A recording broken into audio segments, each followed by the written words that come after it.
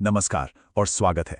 आज हम बात करने वाले हैं इंडिया के सबसे चर्चित आईपीओज में से एक यानी लेंसकार्ट की। सवाल बिल्कुल सीधा सा है, क्या ये एक सुनहरा मौका है या फिर वैल्यूएशन का एक धोखा?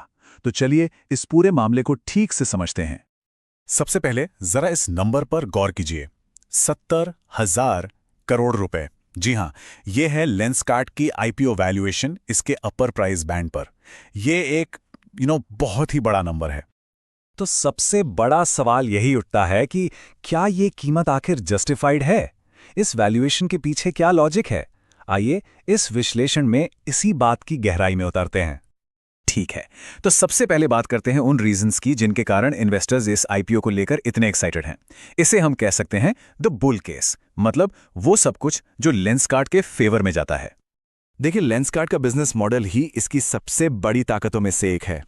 यह सिर्फ एक चश्मे की दुकान नहीं है, बिल्कुल नहीं। ये एक टेक्नोलॉजी ड्रिवन कंपनी है जो एआर यानी ऑगमेंटेड रियलिटी जैसे फीचर्स का इस्तेमाल करती है। उनका D2C यानी डायरेक्ट टू कस्टमर मॉडल बीच के सभी मिडलमैन को हटा देता है, जिससे उनके मार्जिन्स बेहतर होते हैं। और जॉन जेकब्स और विंसेंट चेस जैसे इन हाउस ब्रांड्स के साथ मार्केट में इनकी पकड़ काफी मजबूत है। और ये चार्ट तो साफ साफ दिखाता है कि लेंसकार्ट अपने कंपटीशन से कितना आगे निकल चुका है। सिर्फ इंडिया में लेंसकार्ट का रेवेन्यू टाइटन आई केयर और रिलायंस विजन जैसे अपने सभी कॉम्पिटिटर्स के टोटल रेवेन्यू से कम 65% ज्यादा है। ये मार्केट में इनके दबदबे को बिल्कुल क्लियर कर देता है। और अब ग्रोथ की बात करते हैं।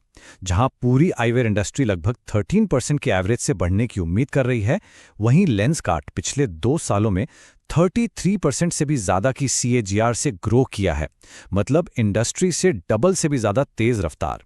ये नंबर्स वाकई काफी इंप्रेसिव हैं। चलिए अब सिक्के का दूसरा पहलू भी देख लेते हैं। हर अच्छी कहानी में कुछ चैलेंजेस तो होते ही हैं। तो अब हम उन चिंताओं और रिस्क्स पर नजर डालेंगे जो इस आईपीओ से जुड़े हैं, जिसे कहते हैं द बेयर केस।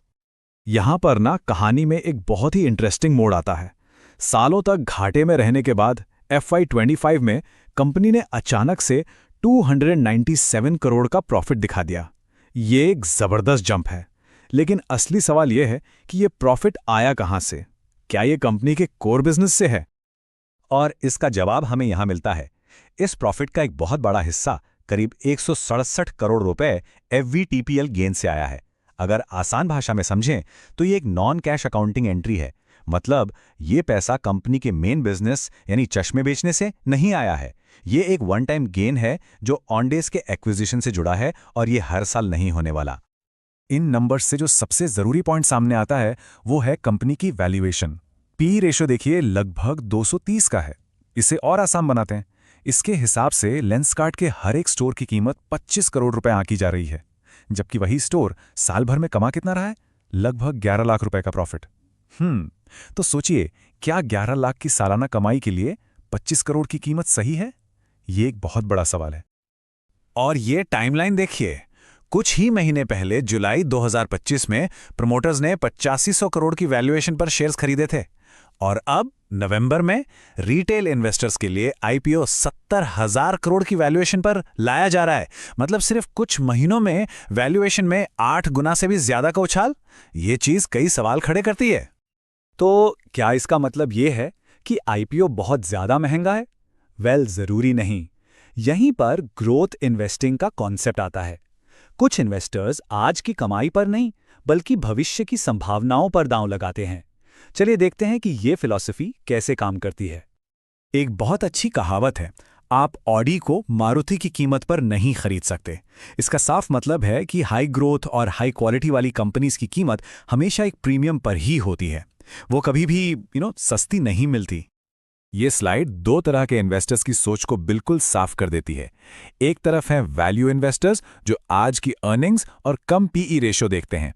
दूसरी तरफ है ग्रोथ इन्वेस्टर्स जिनका फोकस फ्यूचर पोटेंशियल और तेजी से बढ़ रही कंपनीज पर होता है और वो इसके लिए हाई पीई देने को भी तैयार रहते हैं। लेंसकार्ट को इसी ग्रोथ इन्वेस्टिंग के नजरिए से देखा जा रहा है। और इतिहास गवाह है कि ज्यादा पीई हमेशा एक बबल हो ऐसा जरूरी नहीं। डीमार्ट अपने आईपीओ के टाइम 200 के पीई पर आया था।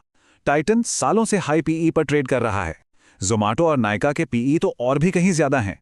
इन कंपनीज ने भी इन्वेस्टर्स को अच्छा रिटर्न दिया है क्योंकि मार्केट को इनकी फ्यूचर ग्रोथ पर भरोसा था।